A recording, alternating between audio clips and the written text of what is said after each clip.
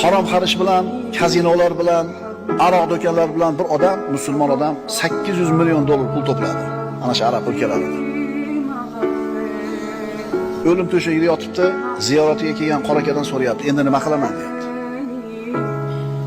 Birovni haqqini yegan, birovni urgan, so'kkan, bu narsani topib olgan, zulm qilgan, xullas ibodatdan uzoq, havoyi nafsini iloh qilib, moli dunyoni iloh qilib, shu moli dunyo talab qilgan hamma narsani bajarib itoat qilib, mana o'lim to'shagida yotib, nima qilaman endi deyapti. Bu qora aka aytayaptiki, dunyodagi hamma boylikni sarf qilsang ham endi foydasi yo'q senga.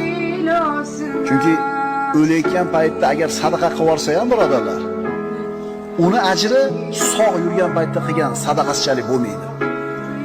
Agar haromdan topgan pulini hammasini sog' yurganda sarflasa ham, Alloh taolo pokiza zot, faqatgina pokiza narsani qabul qiladi. Endi bu odamga foydasi yo'q.